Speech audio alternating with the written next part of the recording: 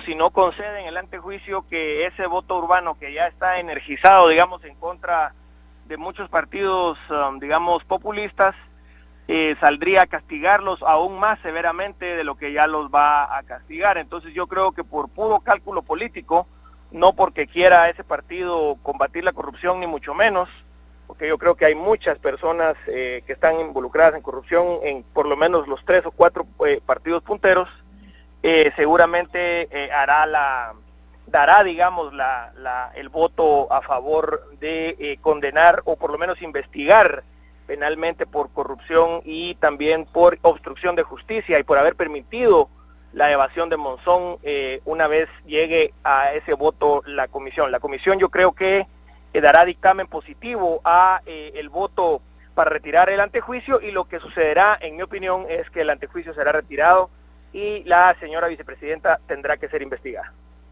Fundamental, y debemos decir, dentro de todos los cuestionamientos que se daban, cuando quedaba en manos del Congreso de la República los pasos a seguir después de la resolución de la Corte Suprema de Justicia, y ayer al menos vimos voluntad política, se dio prioridad al tema del antejuicio, la selección a través del sorteo de esta comisión pesquisidora. Esto nos habla de que, bueno, se está tocando el tema como debe ser, y la presión social, por decirlo de alguna manera, tiene una influencia directa también en el accionar de los diputados.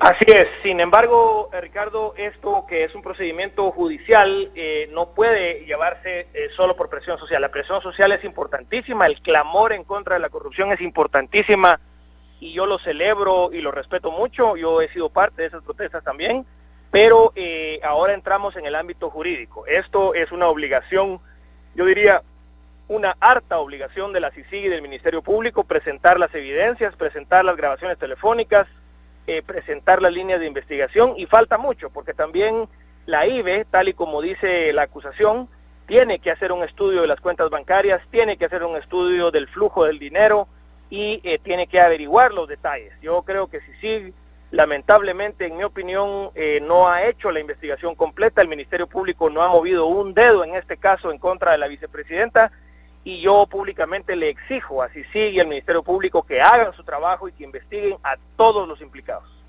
Muchísimas gracias, Giovanni. Te esperaremos la próxima semana. Ya estás convocado para una mesa, por supuesto, que vamos a armar de analistas para ver qué pasa el 14. Gracias por tu llamada, que tengas buen día. 6 de la mañana, 50 minutos. Seguimos con la información, por supuesto, más temas del país, BLM Noticias y la información que usted necesita conocer esta mañana. María René. Y tras las multitudinarias manifestaciones realizadas en recientes sábados en horas de la tarde frente al Palacio Nacional de la Cultura, convocadas por diversos sectores sociales, el Grupo Anónimos Guatemala, a través de un video que circula en las redes sociales, convoca a una nueva reunión multitudinaria a partir de las 13 horas mañana sábado. La protesta será pacífica y de nuevo tendrá como consigna solicitar renuncia del binomio presidencial. Los manifestantes convocan a llevar carteles, pitos, silbatos, matracas y cacerolas para hacer sentir el rechazo a la corrupción en el gobierno y los que puedan venir. Los organizadores de nuevo esperan gran afluencia de asistentes para la convocatoria de mañana y también la próxima, el 16 de mayo. Sí, no a la corrupción, dicen, y claro, no a partidos políticos que llegarán a hacer lo mismo. Bueno, y quienes hoy cumplen una semana de una peculiar protesta son los hombres y mujeres que permanecen encadenados frente al Palacio Nacional de la Cultura, pese a que se les había vinculado con algún partido político. Ellos lo niegan totalmente, y a 8 días de haber tomado esta decisión continúan recibiendo apoyo por parte de otros guatemaltecos. Ellos han pasado las noches a la luz de las velas, afirmando que se encadenan por la libertad, cansados de la impunidad y la corrupción. Como todos los días, un paramédico está evaluando a los manifestantes para conocer su condición física. Ellos, como sabemos, están expuestos al frío de la noche, al calor, a la mala ingesta de alimentos. Este grupo de ciudadanos se unieron con un mismo sentir desde las redes sociales, sobre todo Facebook, una página que es Guatemala Basta Ya. Creen que el mensaje a las autoridades aún no ha llegado claro y contundente hasta que renuncie Roxana Valdetti y se presente ante la justicia y se sepa si tiene alguna relación o no con el caso La Línea y con otros casos de estafa. En medio de esta crisis política e institucional, algunos funcionarios del Ejecutivo podrían perder la visa que concede Estados Unidos, esto por parte de las medidas que adopta el gobierno contra funcionarios que se ven envueltos en escándalos de corrupción. La Embajada de Estados Unidos en Guatemala convocó a un grupo de periodistas de medios escritos para hablar sobre la situación migratoria de un grupo de funcionarios con posible grado de involucramiento en la estafa al Estado en el caso La Línea, a quienes en teoría se les revocaría la visa según cuentan fuentes cercanas de la diplomacia del país norteamericano. Sin embargo, media hora antes de que la reunión con prensa se llevara a cabo, fue cancelada sin mayor explicación por el diplomático estadounidense Todd Robinson. Llamamos a la embajada, pero no tuvimos detalles sobre esta reunión. Sin embargo, se nos confirmó que hay un proceso abierto en Guatemala para revocar visas, pero por políticas del gobierno de los Estados Unidos y para resguardar la privacidad de las personas que acuden a la embajada, no podían dar nombres de los afectados con esta medida, que no es un proceso reciente, explicó tajantemente personal de la embajada. Este proceso de revocatoria de visas tiene relación con los actos de corrupción en el país. No podemos compartir datos de casos específicos. Sí, el proceso de la revocación de las visas existe y el proceso incluye la habilidad de revocar a las visas prudencialmente o permanentemente, depende de las circunstancias y la evidencia que existe cuando en casos de corrupción y para oficiales corruptos. Y con más información, porque el embajador de Estados Unidos, Todd Robinson, no quiso dar opinión respecto de la intención de su gobierno de retirar visas a funcionarios guatemaltecos, pero afirmaba que el robo millonario en las aduanas ha afectado muy particularmente a Guatemala en temas como salud, educación, justicia, pero categóricamente asegura que solo los guatemaltecos pueden encontrar la solución al problema para erradicarlo de manera definitiva. Escuchemos las declaraciones del embajador de Estados Unidos, Todd Robinson. Salud, educación, la propia justicia, son temas que sufren por la corrupción en este país. Y es la obligación y responsabilidad de las autoridades del gobierno, pero también de la sociedad guatemalteca, dar la cara en la lucha contra la corrupción. Nosotros podemos ayudar, podemos como comunidad internacional contribuir y acompañar los esfuerzos, pero nosotros no podemos ganar esta lucha. Ustedes, como la sociedad guatemalteca, tienen que ganar esta lucha.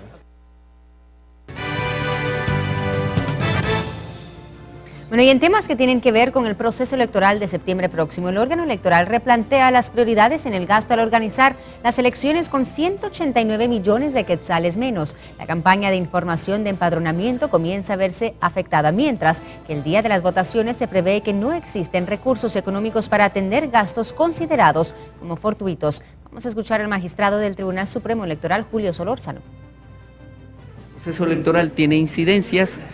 Se recordarán los ciudadanos, en las elecciones pasadas todo el sistema eléctrico en Izabal se cayó y no podíamos detenernos a buscar otras alternativas más que adquirir, arrendar o prestar plantas eléctricas, y lo hicimos. Para esos casos que son fortuitos necesitamos los fondos. Y esto es parte de lo que no tendrían. Exacto, o sea, se reduce ostensiblemente esa cantidad de dinero, pero el tribunal está haciendo todas las formas de poder siempre tener una cantidad de dinero precisamente para cualquier eventualidad que tengamos. Bueno, y el magistrado del Tribunal Supremo Electoral prevé que el centro de convenciones del Hotel Tikal Futura en la zona 11 no será el centro de mando de estas elecciones, como se ha realizado en los últimos procesos electorales, esto según él, porque el edificio fue arrendado con anticipación. Seguimos escuchando las declaraciones del magistrado en relación a este tema, aunque todos esperaban realmente que se realizara en este lugar que ya conocemos. Unos días estaba de que sí podíamos hacerlo la primera vuelta en el Tikal Futura, pero no así la segunda, porque ellos tienen comprometido las fechas. Entonces tampoco nosotros vamos a hacer un gasto de instalaciones y luego trasladarnos a otro lugar. Aún está pendiente de decidir. Hay cuestiones como de espacios, parqueos, pero nosotros lo vamos a solventar y vamos a elegir el lugar que pueda atender esos requerimientos. No es la primera vez que lo hacemos en otros lugares, hemos hecho en el Teatro Nacional, hemos hecho en otros hoteles, así que eso solo es un momento de que vamos a analizar y vamos a decidir en qué lugar lo haremos.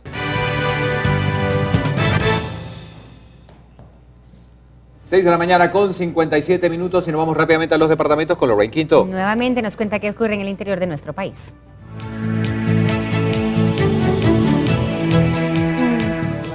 Continuamos ampliando la información departamental y ponemos en pantalla la portada del Quetzalteco para conocer qué noticias nos tiene este matutino hoy en la mañana. Negocian aumento salarial en la MUNI, erogación sería de 246.132 quetzales mensuales. Tesorería anticipa que no hay capacidad de pago a 954 empleados. Asaltos obligan paro. Usuarios de la colonia Vista Bella se han visto afectados. Xelajú toma ventaja, Chivos hacen valer su localía y vencen 1-0 a la Antigua Guatemala. Esa y más información la puede encontrar en el Quetzalteco.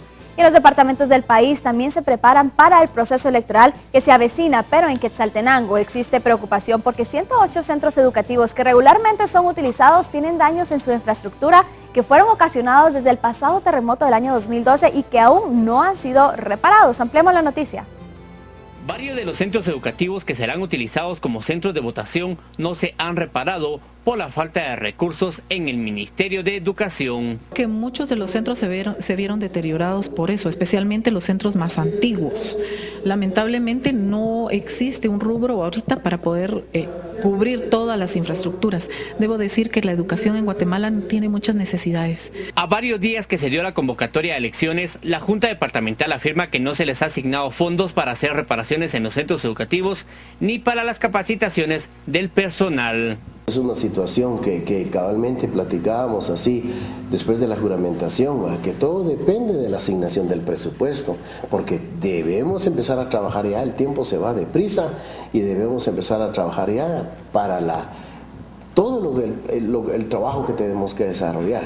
El presupuesto que se utilizó el año anterior, si no estoy mal, fue cerca de 1.000.000 o 1.300.000 quetzales. Para los próximos días se realizará una supervisión en los centros por parte de la Junta Departamental para evaluar daños. Estaremos ampliando la información departamental más adelante en Viva la Mañana, son las 7 en punto.